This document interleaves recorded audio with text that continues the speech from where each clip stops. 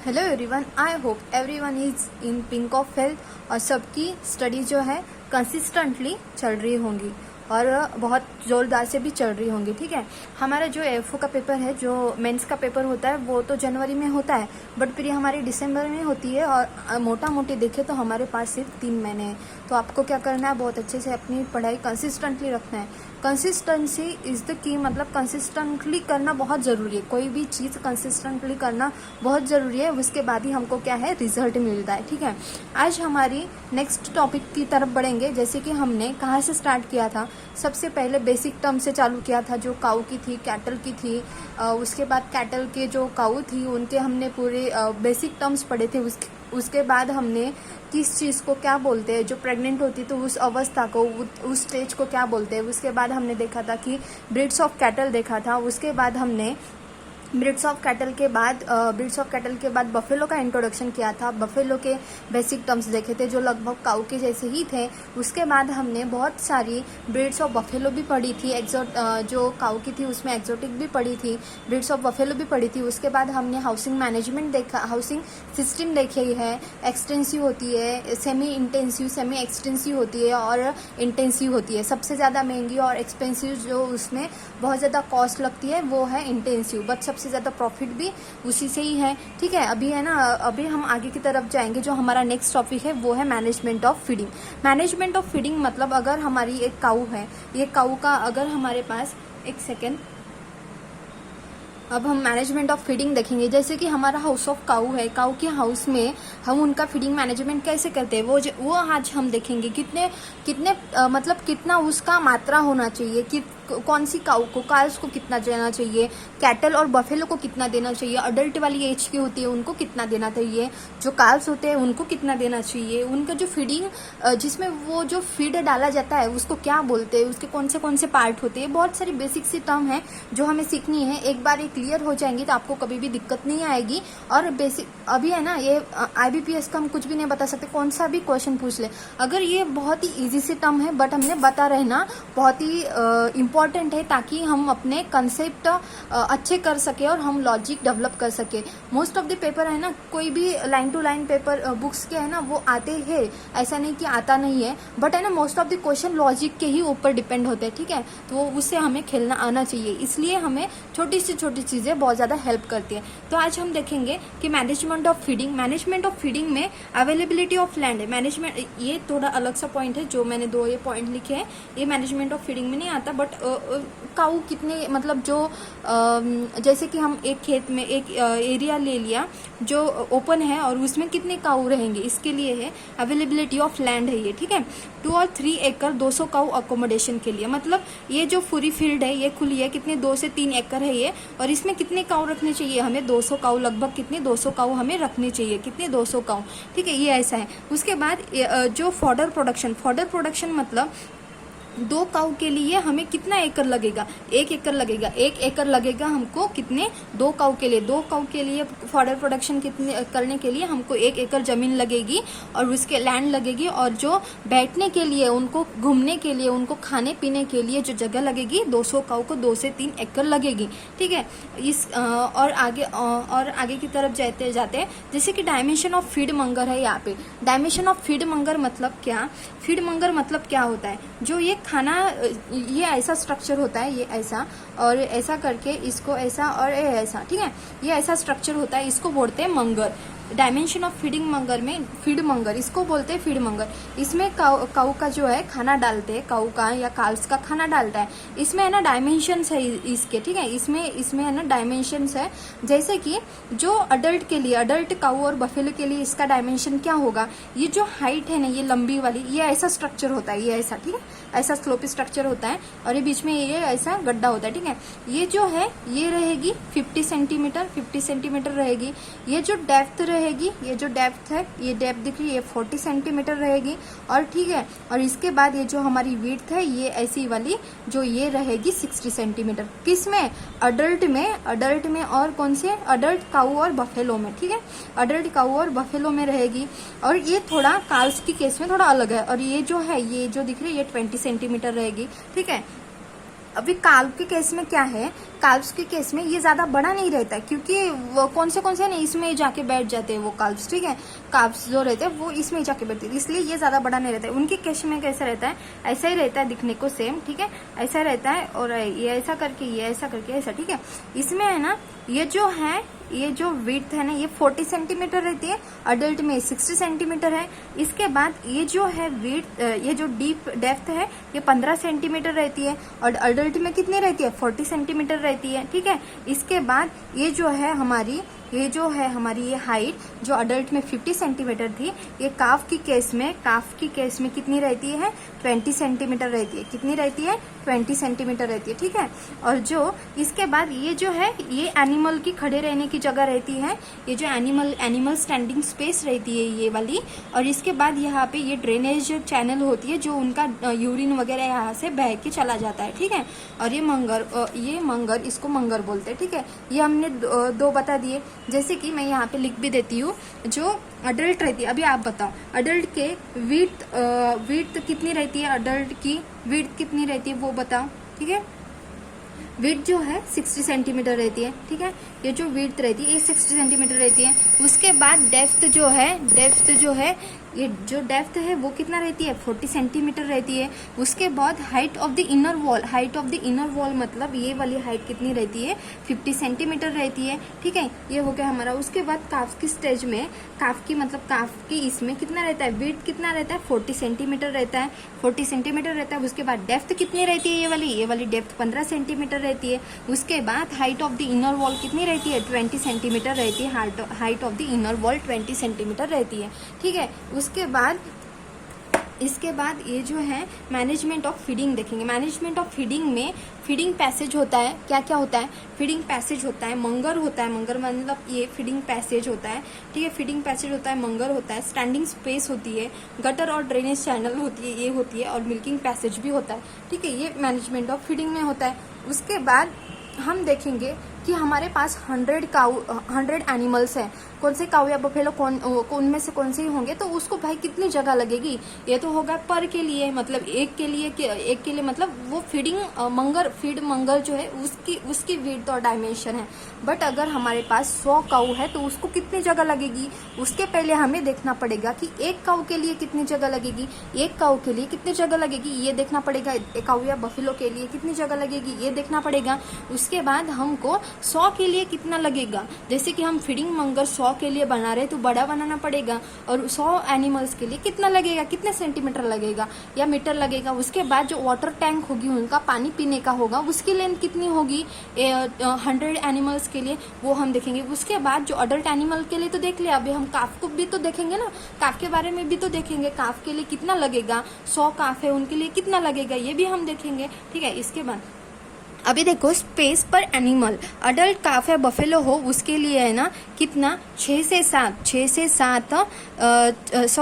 to 70 centimetre क्या लगती है, जगह लगती है पर एनिमल के लिए, ठीक है। और यहाँ पे 40 to 50 सेंटीमीटर लगती है काफ्स के लिए, कि स्पेस पर एनिमल है ये, ठीक है। उसके बाद जो 100 एनिमल है उनके लिए हमको क्या, उनके लिए फीडिंग मंगर की लेंथ हमको कितनी लगेगी 100 एनिमल्स के लिए, तो वो है 6000 से 7000 सेंटीमीटर, 6000 से 7 सेंटीमीटर मतलब 6 से 7 मीटर लगेगी। इसके बाद जो वाटर टैंक है एज कम्पेयर टू फीड मंगर, जो फीड डालते हैं उसमें, उसके कंपैरिजन में ये टैंक वाटर टैंक तो छोटा ही होगा ना, पानी पीने के लिए लग रहा है, ठीक है। तो वो कितना होगा 600 से 700 सेंटीमीटर का होगा, ठीक है। और इसके बाद जो काफ होते हैं उनको 40 to 50 सेंटीमीटर जगह लगती है बैठने, मतलब एनिमल के लिए, पर एनिमल के लिए 40 to 50 सेंटीमीटर जगह लगती है। और जो फीड मंगर होता है वो 4000 से 5000 सेंटीमीटर होगा, मतलब 4 से 5 मीटर का होगा। कितने के लिए, 100 एनिमल के लिए होगा। और उसके बाद ये 400 से 500 सेंटीमीटर क्या होगा, 400 से 500 सेंटीमीटर इनकी वाटर टैंक होगी, वाटर टैंक की लेंथ होगी जहाँ पे ये पानी पीते हैं, ठीक है। ओ भाई साहब ये तो यहाँ पे दिख नहीं रहा है, सॉरी, ये स्क्रीन पे ये दिख नहीं रहा था और मेरा ध्यान भी नहीं था, स्क्रीन पे ये दिख नहीं रहा है। ठीक है, मैं ये फिर से रिपीट कर देती हूँ। ठीक है, यहाँ से ही रिपीट करना है। टाइप ऑफ एनिमल्स है यहाँ पे, टाइप ऑफ एनिमल्स है, स्पेस पर एनिमल है यहाँ पे, और total Munger length in pen for 100 animals. 100 animal के लिए मंगर कितने लेंथ का लगेगा यहाँ पे है, और वाटर टैंक लेंथ कितनी लगेगी 100 एनिमल के लिए, ये यहाँ पे है। ठीक है, इसके बाद हम क्या पढ़ेंगे कि अडल्ट काफ और बफेलो जो है उसको एक एनिमल को 60 to 70 सेंटीमीटर जगह लगती है, एक एनिमल को, एक एनिमल को। ठीक है, एक एनिमल को 60 to 70, एक एनिमल को 60 to 70 सेंटीमीटर जगह लगती है। बट जो उसका फीडिंग मंगर होता है ना, वो 100 एनिमल के लिए, 100 एनिमल के लिए 6000 से 7000 सेंटीमीटर, मतलब 6 से 7 मीटर लगेगा। और जो वाटर टैंक है वो 6 से 700 सेंटीमीटर लगेगी। वाटर टैंक कम लगेगी फीडिंग मंगर के कंपैरिजन में। जो वाटर टैंक है उसकी लेंथ क्या लगेगी, कम रहेगी। ठीक है, 600 से 700 सेंटीमीटर है। उसके बाद काफ को 50 से 50 सेंटीमीटर जगह लगेगी, एक काफ को 40 to 50 सेंटीमीटर जगह लगेगी। और 4000 से 5000 सेंटीमीटर कितने 100 काफ को जगह फीडिंग मंगर जो रहेगा यहाँ पे 100 ऐसे लगे है पूरे। ठीक है, ऐसे 100 है तो उनको कितनी लेंथ का फीडिंग मंगर लगेगा, 4000 से 5000 सेंटीमीटर, मतलब 4 से 5 मीटर वाली लेंथ का फीडिंग मंगर लगेगा। और वाटर टैंक 400 से 500 सेंटीमीटर वाला लगेगा, किसको, काफ के लिए। ठीक है, इसके बाद इंटेंसिव हाउसिंग सिस्टम देखेंगे। हाउसिंग सिस्टम में एक हमने कल देखा था, एक्सटेंसिव देखा था, सेमी इंटेंसिव देखा था, और इंटेंसिव। अभी इंटेंसिव में हम देखते हैं कि कैसा क्या होता है। ठीक है, कैसा क्या होता है। इंटेंसिव हाउसिंग सिस्टम में 2 टाइप होते हैं, जैसे कि लूज हाउसिंग सिस्टम, मतलब ये पूरा है, ये पूरा शेड है, उसमें कहीं भी तुम लोग कहीं भी जाके बैठो, ऐसे वाला होता है, लूज हाउसिंग सिस्टम होता है। मतलब एक बार इनको अंदर डाल दो तो ये कहीं भी जाके बैठेंगे, ये पूरी स्पेस में। ठीक है, और ऑर्गेनाइज्ड सिस्टम में क्या है, ऑर्गेनाइज सिस्टम में क्या है कि 2 होते हैं। ऑर्गेनाइज सिस्टम में 2 टाइप होते हैं, उसमें आता है सिंगल रो सिस्टम होता है और डबल रो सिस्टम होता है। ठीक है, सिंगल रो सिस्टम होता है, डबल रो सिस्टम होता है। सिंगल रो सिस्टम में 12 से 16 एनिमल बैठते हैं। ठीक है, 12 से 16 एनिमल्स बैठते हैं, 12 से 16 एनिमल बैठते हैं। ठीक है, सिंगल रो सिस्टम में मतलब ये ऐसा है, यहाँ पे वॉल है और यहाँ पे सिर्फ सिंगल ये रो है, यहाँ पे ये सिंगल रो है, तो सिंगल रो में 12 से 16 एनिमल बैठते हैं। बट ये डबल रो सिस्टम है ना, इनमें डबल रो सिस्टम में फिर से वैसा ही होने वाला था। हाँ, अभी ठीक है। हाँ, ये जो डबल रो सिस्टम है इसमें लगभग 50 एनिमल्स बैठते हैं, लगभग उसके नियर अबाउट 50 एनिमल्स बैठते हैं। तो ये डबल रो सिस्टम में भी है ना 2 टाइप है, टेल टू टेल और head to head. Tail to tail मतलब क्या, ये जो है ये हमारा पूरा मतलब क्या है, ये हमारा शेड है एनिमल का, और जो है ये ऐसे ये क्या है, ड्रेनेज चैनल है जो यहाँ से उनका वेस्ट वगैरह ऐसे फ्लो होके बाहर आता है।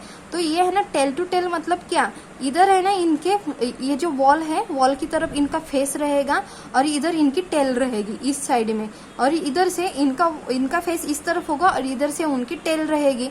मतलब कैसे दिख रहा है ना ये, हाँ ठीक है, मतलब कैसे ये टेल और ये टेल मतलब टेल टू टेल हो गया है ये। बट है ना इसमें क्या एडवांटेजेस होते हैं उनका, है ना ये जैसे कि ऐसे खड़े की है तो यहाँ से जो भी जाएगा देखने के लिए वो यहाँ से जाएगा, उनका मिल्क निकालने के लिए भी यहाँ से जाएगा। तो ये क्या हुआ उनके लिए बहुत ईजी हो गया, मतलब है ना काऊ की तरफ ध्यान भी रहेगा, मिल्किंग भी अच्छे से होगी, डिसीज भी ज्यादा नहीं फैलेंगे क्योंकि इनके मुंह तो अपोजिट साइड में और ये वॉल की साइड में है, तो इधर वेंटिलेशन तो होगा ना, इधर ऐसा पूरा वेंटिलेशन होगा, ये वाली जो है उनको फ्रेश एयर भी मिलेगी इस साइड से, ये उसके फायदे हैं। और ये जो टेल टू टेल सिस्टम में है ये 14 से मतलब इसमें है ना कितने पूरे टेल टू टेल सिस्टम में 28 एनिमल्स बैठते हैं। ठीक है, 28 एनिमल्स होते हैं, 28 एनिमल्स होते हैं टेल टू टेल सिस्टम में। इसके बाद आती है उसकी हेड टू हेड सिस्टम में ये दिख रहा है ना, हाँ ठीक है। हेड टू हेड सिस्टम में क्या होता है कि जो ये जो शेड है इसमें क्या होता है, ये बीच में उसका हो गया ये फीडिंग मंगर। ठीक है, इसमें ये उनका हुआ, इसमें चारा जो खाने के लिए फीड जो डालेंगे ये इसमें होगा। अभी उनका हेड रहेगा इस साइड में, ऐसा इनका हेड रहेगा, इधर टेल रहेगी, ऐसा रहेगा। ठीक है, इस स्ट्रक्चर जैसा ऐसा स्ट्रक्चर रहेगा उसका, मतलब है ना इसमें क्या चांसेस होते हैं, ये सुपरविजन अच्छे से नहीं हो पाता इनका, मिल्किंग भी अच्छे से नहीं हो पाती, मिल्किंग भी अच्छे से नहीं हो पाती। कभी कभी क्या होता है ना, ये ऐसा एक तो होता है दोनों साइड के लिए, कभी कभी क्या होता है इनका ये ऐसा होता है और ये बीच में आ जाने के लिए जगह होती है, मतलब इनका अलग यहाँ पे खाने के लिए और इनका अलग यहाँ पे और आने जाने के लिए। मतलब इनमें क्या है, मिल्किंग मतलब अच्छे से नहीं कर सकते as compare to tail to tail. Tail to tail में बहुत इजीली हो जाती है, ठीक है। और जो है एनिमल्स जो है ऐसे हेड टू हेड रहेंगे, दिखने को अगर गिनने को ऐसे, मैं यहाँ से जा रही हूँ, मेरे को गिनने के लिए फट से मैं गिन लूंगी इतने इतने हैं ऐसे, ठीक है। तो इसमें क्या होता है, और इसमें और एक होता है कि डिसएडवांटेज ये क्या है कि ये हेड टू हेड सिस्टम रहती है, तो इसमें ना डिसीज बहुत ज़्यादा फैल जाता है, ये इसमें होता है। और हेड टू हेड सिस्टम में 36 एनिमल्स बैठते हैं, ठीक है। कितने? 36 एनिमल्स बैठते हैं, तो आपको ये याद रखना पड़ेगा। और नियर अबाउट ये 50 एनिमल्स डबल रो सिस्टम में इन मोटा मोटी पूरा 50 एनिमल्स बैठते हैं, बट हेड टू हेड में 36 और टेल टू टेल में 28 एनिमल बैठते हैं। और जो सिंगल रो एनिमल होते हैं, सिंगल रो सिस्टम जो होती है उसमें 12 से 16 एनिमल क्या होते हैं, बैठते हैं। ये आपको ध्यान में रखना पड़ेगा। इस तरह से आज हमारा ये जो पूरा सेशन था, जो हमने आज पढ़ा कि फीडिंग मैनेजमेंट ऑफ फीडिंग कैसी होती है। मैनेजमेंट ऑफ फीडिंग में अवेलेबिलिटी ऑफ लैंड, मतलब 200 काउज है तो उनको 2 से 3 एकड़ लैंड लगेगी घूमने फिरने के लिए, वहाँ पे रहने के लिए। और अगर फॉडर प्रोडक्शन लेना है तो 2 काउ का फॉडर प्रोडक्शन लेने के लिए हमको 1 एकड़ लैंड लगेगी। उसके बाद हमने देखा कि डायमेंशन ऑफ फीडिंग मंगर क्या होता है। मंगर मतलब क्या होता है, मंगर मतलब फीड मंगर मतलब जो इसमें खाना डालते हैं। खाना डालते किसका, जो हमारे काऊ है, हमारे काफ है, उनका खाना हम जिसमें डालते हैं खाने को, उसको बोलते हैं मंगर बोलते हैं। उसके बाद हम मैनेजमेंट ऑफ फीडिंग देखा। उसके बाद हमने एक एनिमल को कितनी जगह लगती है, एक अडल्ट को और एक काफ को कितनी जगह लगती है। उसके बाद 100 एनिमल्स को फीडिंग मंगर कितने लेंथ का लगेगा और वाटर टैंक उनको कितने लेंथ की लगेगी, ये हमने देखा। उसके बाद हमने इंटेंसिव सिस्टम में, इंटेंसिव हाउसिंग सिस्टम में उसके 2 टाइप देखे, एक लूज हाउसिंग सिस्टम देखी। उसके बाद हम ऑर्गेनाइज हाउसिंग सिस्टम देखे। ऑर्गेनाइज्ड हाउसिंग सिस्टम में हमने आगे जाके देखा कि उसमें सिंगल रो सिस्टम है और डबल रो सिस्टम है। सिंगल में हम 12 से 16 एनिमल रहते हैं और जो डबल रो सिस्टम है नियर अबाउट 50 एनिमल्स रहते हैं। पर डबल रो सिस्टम में भी और 2 टाइप है, और 2 टाइप है, जो है टेल टू टेल सिस्टम और दूसरी है head to head system. Tail to tail system में 28 एनिमल्स रहते हैं, बैठते हैं, और जो हेड टू हेड सिस्टम में 36 एनिमल्स रहते हैं। आई होप आपको ये बहुत अच्छे से समझ में आया होगा। मैंने तो अपनी तरफ से पूरी कोशिश की कि आपको एकदम अच्छे से समझ में आए। अगर इस चीज़ में अगर बोलते वक्त मेरे से कुछ गलत हुआ होगा, जैसे 40 लिखा है यहाँ पे और मैं फिर भी 30 बोल रही है, 14 बोल रही है, ऐसा बोल रही है, तो ऐसा हो सकता है, तो उसके लिए सॉरी। और आई होप आपको ये बहुत अच्छे से समझ में आया होगा।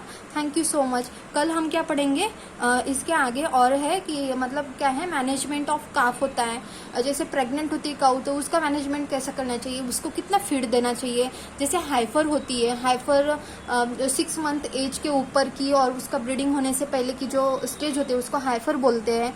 मतलब एज ऑफ फर्स्ट काल्विंग, मतलब फर्स्ट काफ को एज जब तक बर्थ देती नहीं, फर्स्ट काफ को जब तक बर्थ देते नहीं तब तक हम उसको हाइफर बोलते हैं। तो उसका मैनेजमेंट कैसे करते हैं। जो डाउन काल्वर होते हैं, डाउन काल्वर मतलब क्या कि जो प्रेग्नेंट है और उसका अभी 2 से 3 के बाद उसका क्या है, जेस्टेशन पीरियड पूरा कंप्लीट हो रहा है, तो उसको 2 से 3 वीक के पहले उसको एक सेपरेट जो काल्विंग पेन रहता है उसमें हम लेके जाते हैं। जैसे कि प्रेग्नेंट है, जैसे कि वो प्रेग्नेंट है और उसका भी महीने पूरे 9 मंथ 9 डेज पूरे होने वाले हैं, उसके पहले 2 से 3 वीक उनको हम एक काल्विंग पेन में लेके जाते हैं। तो वो डाउन काल्वर जो स्टेज है उसका मैनेजमेंट हम कैसे करेंगे, ये सब चीज़ें हम सीखेंगे।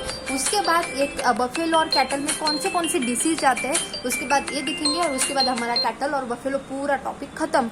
उसके बाद हम आगे की तरफ जाएंगे, जैसे हमारी गोट है, गोट के ब्रीड क्या होते हैं, उनका जो अच्छे से अच्छे गोट मेल और फीमेल सिलेक्ट की तो हम उसको क्या बोलते हैं। उसके बाद हम पढ़ेंगे शीप के पढ़ेंगे, ऐसे हम आगे जाएंगे। बट आपको जो भी नया स्टूडेंट जो है वो भी जो हमारे साथ जुड़ा है, वो जो भी ये जो क्लासेस मतलब ये जो सेशन है हम ले रहे हम साथ में पढ़ रहे हैं, वो जो देखना चाहता है ना उसको फर्स्ट से देखना पड़ेगा। उसको बीच में से कुछ भी समझ में नहीं आएगा, क्योंकि यहाँ पे जैसे मैं अभी बोलती तो डाउन काल्वर स्टेज बोलती हूँ, अभी तो मैंने बता दिया। बट ऐसा है ना, अगर कोई बीच में ऐड होता है ना, तो उसको ये समझ में नहीं आता। तो जो भी देखना चाहता है ना ये सब, जिसको भी पसंद आ रहे हैं, वो जो देखना चाहते हैं ना उसको फर्स्ट से देखना पड़ेगा, पहले वीडियो से देखना पड़ेगा। और ये जो वीडियोस है ना, मैंने ज़्यादा से ज़्यादा 20 मिनट की, ज़्यादा से ज़्यादा बहुत हो गया तो 20 मिनट की रहती है। ये इसलिए कि सबको बहुत लॉन्ग वीडियो देखने की इच्छा नहीं होती और पेशेंस नहीं रहता, ठीक है। Most of the time patience नहीं रखता कि मेरा टाइम चला जाएगा यार, मेरे को ये पढ़ना है, मुझे दूसरा भी पढ़ना है, ठीक है, टाइम चला जाएगा, ऐसे हम बोलते हैं। तो उसमें क्या होता है, इसलिए मैं ये छोटे छोटे वीडियोस रख रही हूँ कि ताकि आप 2x की स्पीड पे करके देखो तो वो आपके 5 या 7 मिनट में हो जाए, ठीक है। आई होप आपको आज का पूरा समझ में आया होगा। Thank you so much.